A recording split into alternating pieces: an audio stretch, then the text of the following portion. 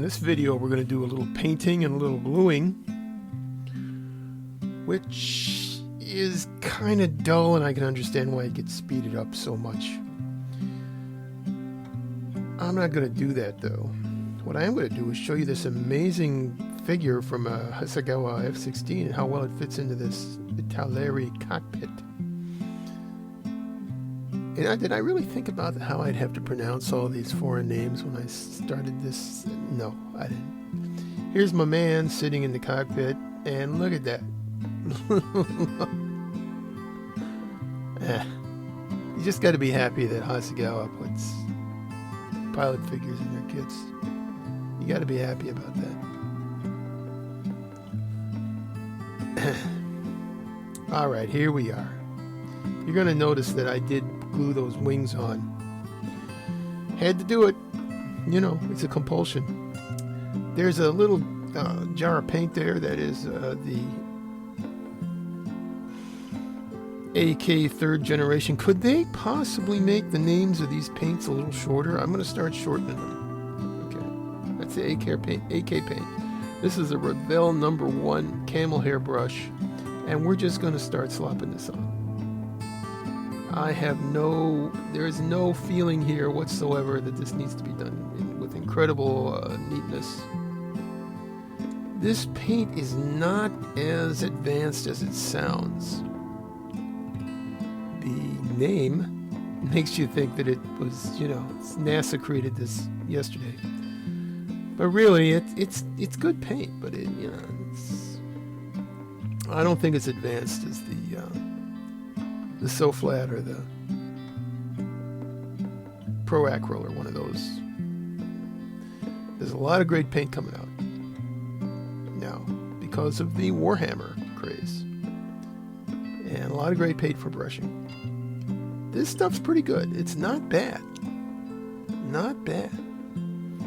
I have noticed a tendency for it to not level itself out quite like it should. Not sure what to do about that. We're going to look into some, you know, maybe some summer school, something like that for it. Get it straightened out.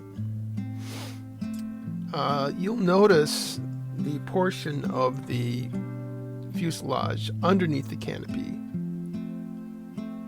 above, or the I don't know, we're getting into topology here.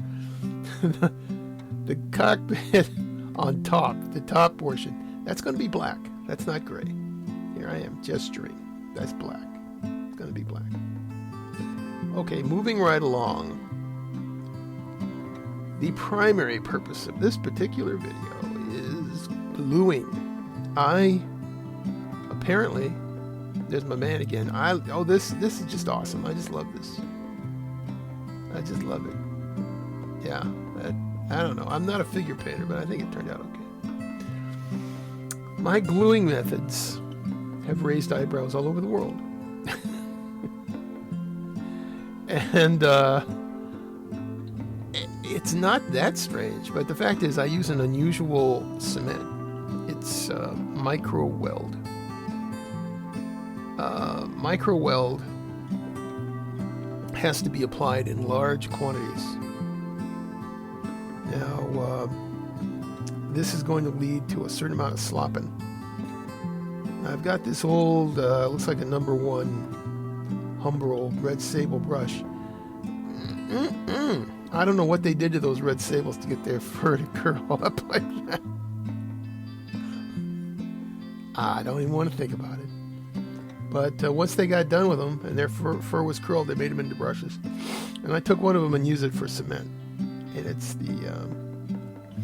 a citrus-based kind of cement.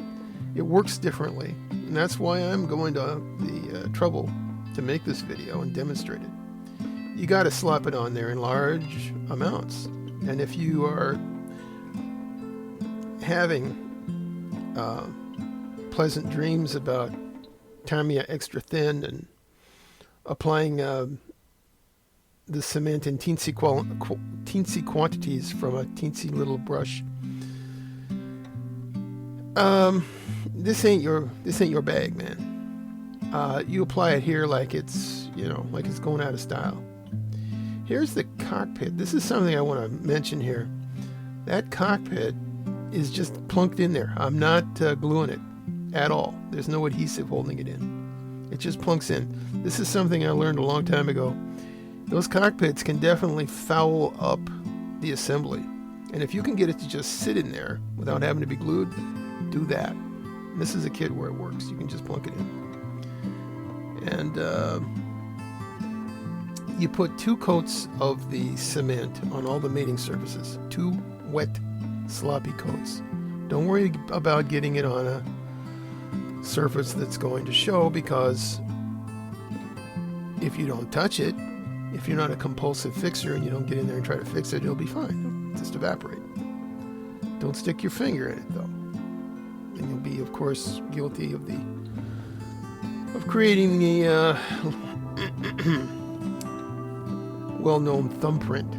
Okay, now here we are. We've got the 2 fuselage halves together. Those nose landing gear doors had to be installed by installing them to one half of the fuselage with super glue. For some reason, they made the main landing gear doors in one piece, which makes it easy for a gear up model.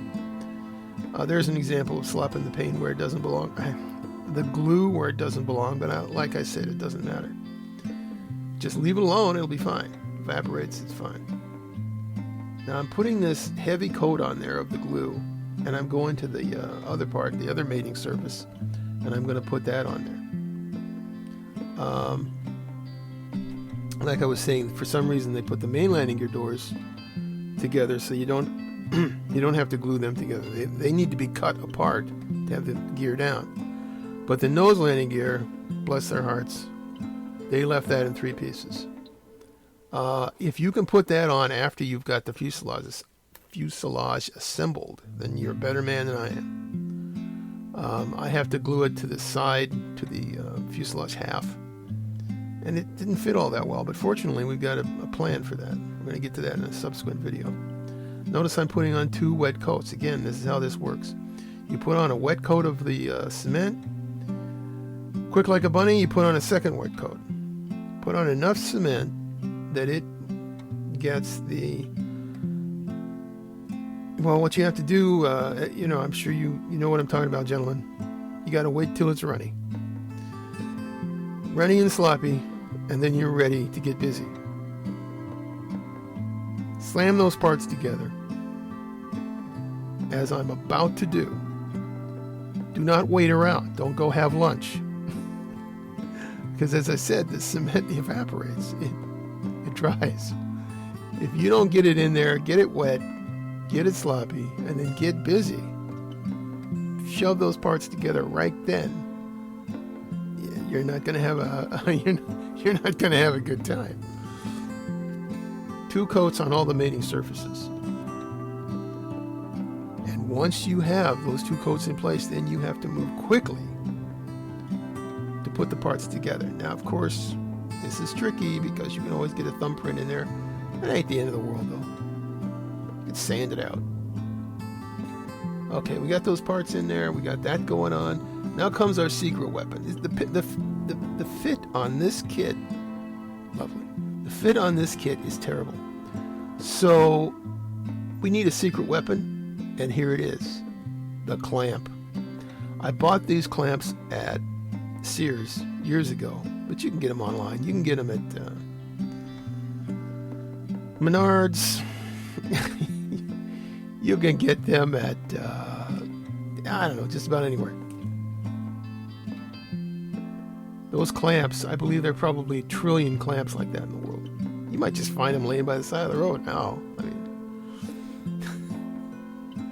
anyway, get those clamps on there. Get them on there. Get those clamps on there. The clamping is a fundamental part of my method. And here we are. Clamps all clamped up. We're going to wait for 8 to 12 hours for this cement to set up. Now, the video is at an end. I thank you. Check out my Patreon. Please subscribe. I need 500 subscribers to be able to get 10 cents off on the Hy-Vee gas or something. I don't know what it is. Something like that. It's a new YouTube deal. So, thanks for watching.